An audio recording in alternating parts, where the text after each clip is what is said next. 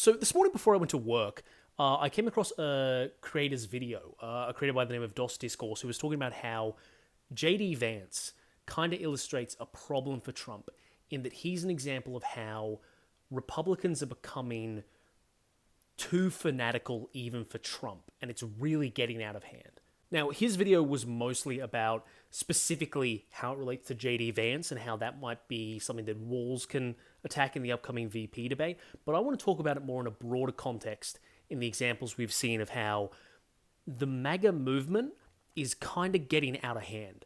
Now, you might think that MAGA is already out of control, but when I say it's getting out of control, I mean that Trump is quite literally losing control of the movement that he created.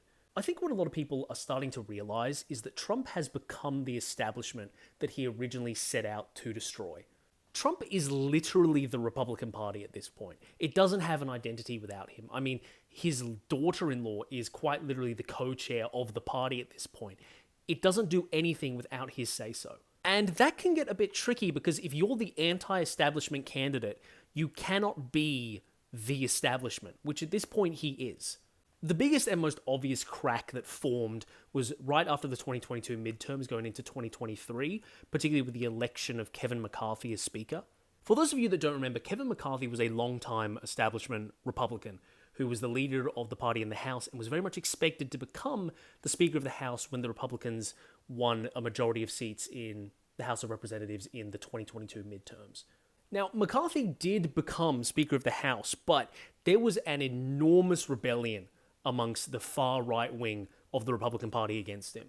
This movement was led by people like Matt Gaetz and Lauren Boebert. They were basically saying that McCarthy was far too establishment and that they weren't going to support him under any circumstances. And that was in complete contrast to what Trump was explicitly telling them to do. Trump understood that McCarthy was a moderate, someone that could be presented to the American people as sort of like a reasonable, no-nonsense, we're going to make the government run better Republican. But despite the fact that Trump was literally calling these far-right representatives and telling them, support him and stop rebelling like this, they refused to do so. McCarthy did eventually get elected, but it wasn't without some pretty big concessions to that far-right faction. Probably the most infamous and consequential concession, and the one that really came back to essentially end McCarthy's political career, was that he agreed that if any member of the House who was a Republican asked for there to be a vote on a new speaker, they would have to have one. And in October of 2023, Matt Gaetz did that. He triggered a vote on McCarthy's speakership, and McCarthy lost. Poor old Kevin became the only speaker of the House in American history to be removed from office by the chamber that elected them. The first in history. Let me be clear, Trump did not want this. In 2022 into 2023, where he was trying to prove that his party were the adults in the room and that they could handle the economy where the Democrats couldn't, he had a complete mess and political knife fight on his hands as his party was tearing itself apart because he could not control the faction that he had created. Where Trump thought that compromising with what he saw as like old school Republicans was the best way forward to advance his agenda, a group of people that identified with his radicalism decided that wasn't going to happen and they were going to tear the whole system down, despite the fact he asked them explicitly to not do that. The second big issue that I think Trump has in terms of his base getting away from him is that, and this is going to sound maybe a little bit controversial, but I genuinely don't think that Trump cares about issues of reproductive rights either way.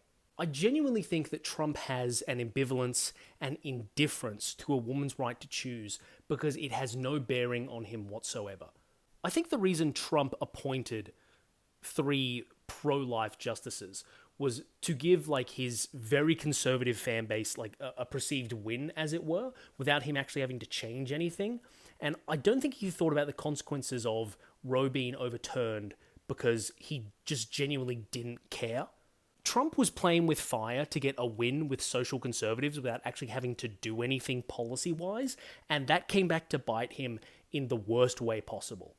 When far-right Christian fundamentalists kicked off the Dobbs decision to get Roe v. Wade overturned, I think that is explicitly not what Trump wanted to happen. You should really listen to how Trump speaks about reproductive rights, because the one consistent thing there is that he never has a perspective on the issue at all. He always talks in like weird, like disconnected ways of maybe you could do this, maybe you could do that.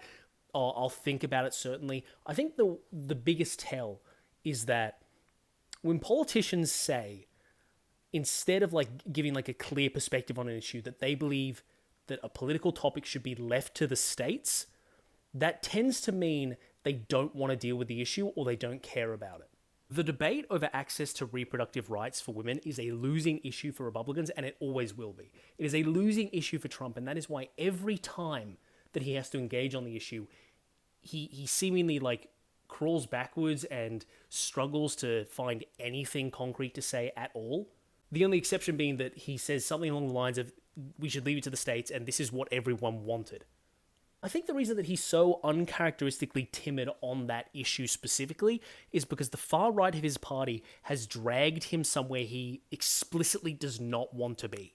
That original creator that I mentioned in their video, they talked about the specific instance where Trump and Vance seemed to contradict each other during the debate when it came to access to reproductive rights.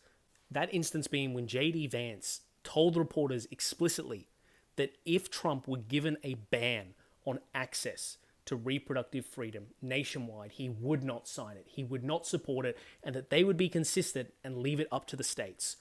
What did Trump do when he was presented with that information during the debate of what his VP had said? Trump said, me and Vance have not discussed the issue. Trump can't even admit to his own perspective at the moment. He cannot commit to being consistent and leaving it to the states because he can't alienate his core base of people that have made this a national issue. What we have witnessed is Trump slowly losing his connection with this rebellious anti-establishment voice in American conservatism because he is the establishment that it has to rebel against now. Trump is stuck in a position where he needs to both be the establishment and be the voice of protest against it. He has to deal with a faction that he created, which is rebellious, crazy, is much more pro-life than the American people will ever accept, and he has to try and walk that fine line of keeping them happy, because if he doesn't, they have proven that they get rid of leaders that they don't like.